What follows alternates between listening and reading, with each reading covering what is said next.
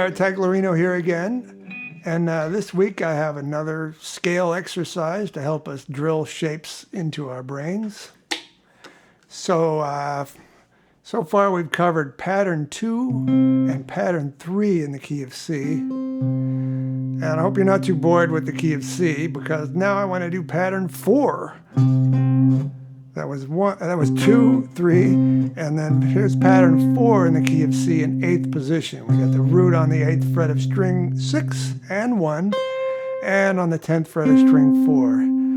Now the scale, I want you to start with your middle finger on the root, and we're going to remember half steps from 3 to 4 and from 7 to 8. 3 to 4, 5, 6, 7, 8. And then everything else is a whole step, right? So whole, 3 to 4, half step, whole, half. And all the major scales are spelled in Chapter 7 of the Guitar Fretboard workbook, along with some diagramming exercises and more explanation for you to keep reinforcing those shapes until you know them by heart. So we have an exercise here that sort of stretches things out in that shape. Groups of 4 in the major scale. Yeah. So what we do is start on the root and go up 4 notes. 1, 2, 3, 4. And then we go to the second degree of the scale. It's on the 10th fret. And then we go 2, 3, 4, 5.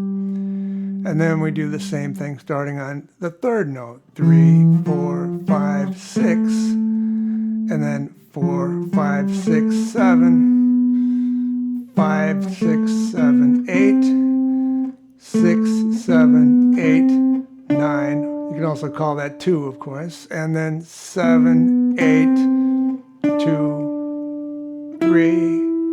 And then we're going to stop on the 1. We could do 2 octaves in a row like this.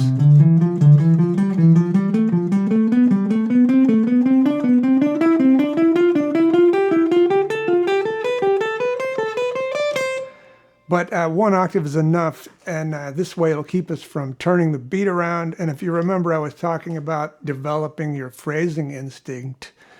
If we only use 1 octave of it at a time, the last note will be on beat 3 of measure 4 in a 4-bar phrase. So it's kind of long, but if you practice this for a while, you will learn to feel it as a phrase length.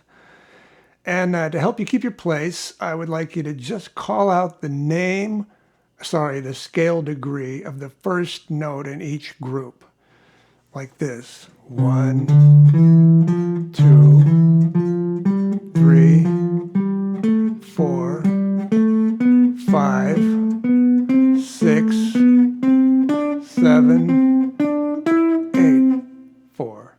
Bonk. So that's all 4 measures, and let's do that with the metronome. Nice and slow. 1, 2, and 3, and 4, and 1, 2, 3, 4, 5, 6, 7, 8. Okay, one more time. 3 and 4 and 1, 2, 3, 4, 5, 6, 7, 1.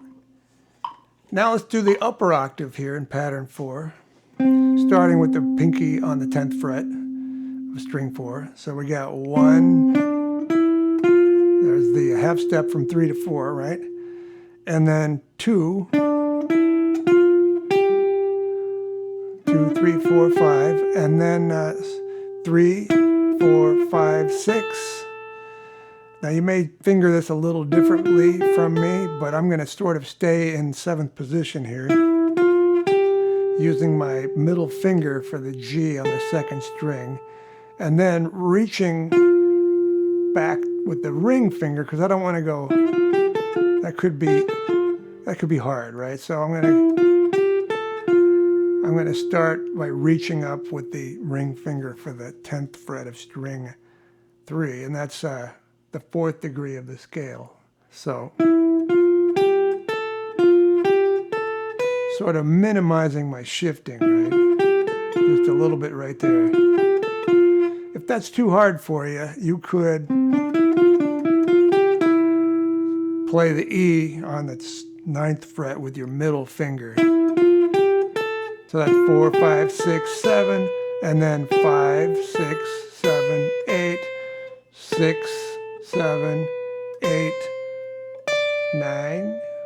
And then we got to reach up to get to the last group, but that's okay. We're going to move into pattern 5, 7, 8, 9, and then 10 or 3, you want to call it.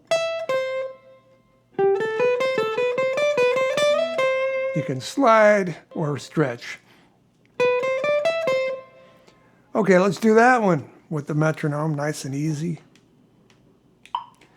1 and 2 and 3, and call the numbers. 1, 2, 3, 4, 5, 6, 7, 1. One more time. 3 and 4 and 2, 3, 4, 5, 6, 7, 1. Now I've got another challenge for you if you want to try it, and that's to play the groups of 4 in triplets. So you still have groups of 4 notes, but because there are 3 notes per beat, it kind of turns the beat around every 3 beats, I think. So that would be like this. And you got to hear it with a metronome or your foot keeping time in order for this to make any sense. It sounds like this.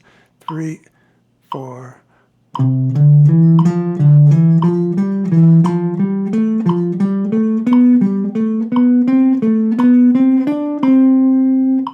And then the next octave.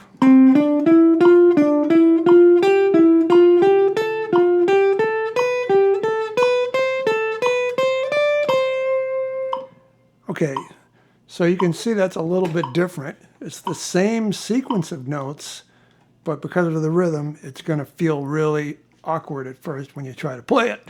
And that's part of the challenge. So I would recommend that you just learn how it feels and memorize it as if it were a little classical etude or something. And don't think too much about the fact that you're playing groups of 4. So what I want to do is just memorize each bit, right? So now the second beat, it starts on the F, right? So you got 4, 2, 3. Now let's hook those 2 together. 3 and 4. 1, 2, 3. Again. 1, 2, 3, 4. 1, 2, 3, 4. 1, 2. Okay, so hopefully you remember that, and then we'll learn the next one. That starts on the 4th degree. So it goes up 1 because we're finishing one that is left over, right? So we got 4, 5, 3, 4, 5, 6. Now let's do that together. 3 and 4 and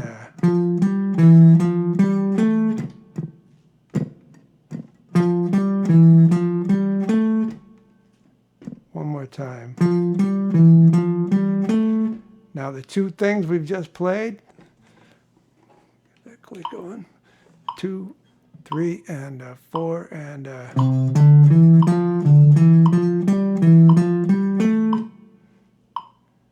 3, 4.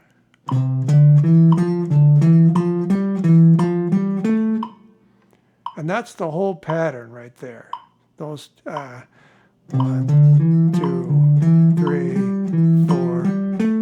Right, so the next measure will do the same. It'll feel the same, except now we're starting on the 4th degree. So we're going to go up 4 notes, and then go back to 5. Right? Play that a few times.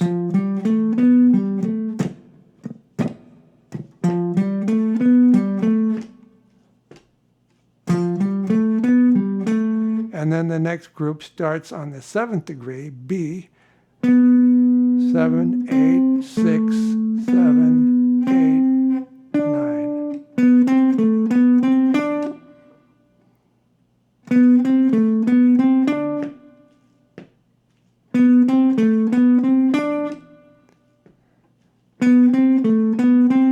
And let's just finish it on the root there. So the whole thing is like this.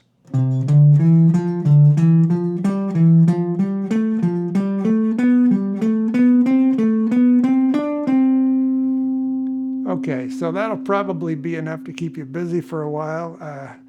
Eventually you want to get used to the feeling of that, and it'll start coming to you in other patterns and in other scales too, like pentatonic maybe.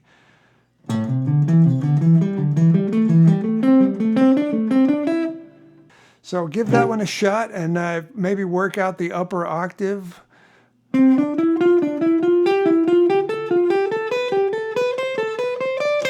And the descending.